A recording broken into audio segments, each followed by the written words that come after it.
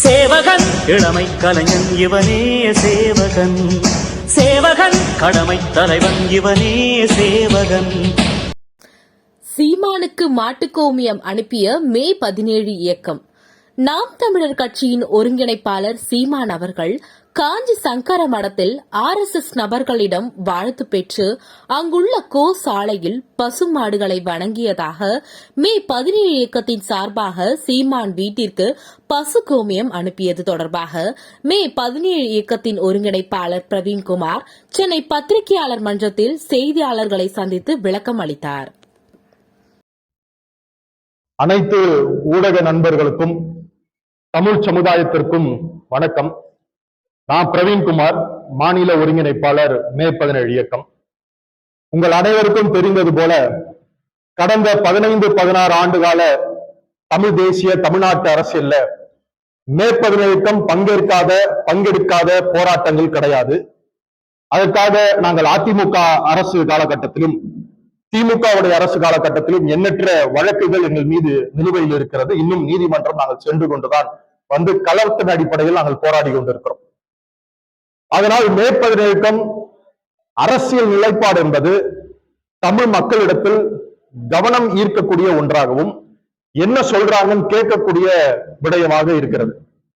பல்வேறு உணர்வாளர்கள் பிற கட்சிகள் இருக்கலாம், பிற இயக்கங்கள் இருக்கலாம். ஆனால் தமிழ் தேசிய அரசியல், தமிழ் மண் அரசியல், ஒன்றிய அரசுக்கு எதிரான வேலை திட்டம், பாஜக RSS எதிரான வேலை திட்டத்துல எங்களுடைய அரசியல் நிலைப்பாடு என்பது தமிழ் சமுதாய மக்களால் கூர்ந்து கவனிக்கப்படுகிறது என்பதை நாங்கள் அறிகிறோம், உணர்கிறோம். அதன் அடிப்படையில் கடந்த 2-3 தேர்தல் அடிப்படையில் எந்த பிரச்சாரத்தை தமிழ் தேசிய தமிழ்நாட்டு அரசுகளை கூர்மைப்படுத்தினோமோ அதே நிலைப்பாடை மையப்படுத்தி இந்த முறையும் தேர்தல் களம் சூடுபிடித்திருக்கிறது. அனைவரும் தேர்தலில் மும்முரமாக உழைத்துக் கொண்டிருக்கிறார்கள்.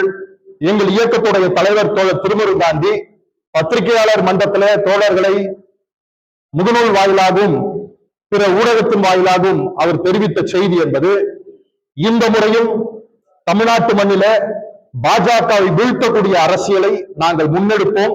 அந்த வகையில் தமிழ்நாட்டில் எங்கெல்லாம் பாஜக நிற்கிறதோ அதையும் அந்த பாஜக சங் பரிவார் அமைப்பு உறுதுணையாக வெற்றி பெற கூறாக இருக்கக்கூடிய அதோடைய கூட்டணி கட்சிகளையும் தோல்வி அடைய செய்வோம் என்ற முழக்கத்தின் பெயர்ல தமிழ்நாடு முழுவதும் கடந்த 20-25 நாட்களாக எங்களுடைய தோழர்கள் சுழன்று கொண்டிருக்கிறார்கள். மக்கள்கிட்ட நல்ல ரெஸ்பான்ஸ், குறிப்பாக இந்தி மொழிக்கு எதிராக தமிழ் மக்கள் ஒன்று திரட்டக்கூடிய இடத்திலும் ஒன்றிய அரசுக்கு எதிரான முழக்கங்களை வைத்து நாங்கள் பேசும்போது மக்கள் மன்றம் எங்க கிட்ட கை குலுக்கிறதா இருந்தாலும் சரி, அதுக்கான அரவணைப்பு ஆதரவு தெரிவிப்பதாக இருந்தாலும் சரி, மோடிக்கு எதிரான அலையும் மோடி அரசாங்கத்துடைய கூட்டணிக்கு எதிரான அலையும் தமிழ்நாட்டிலே தென்படுகிறது.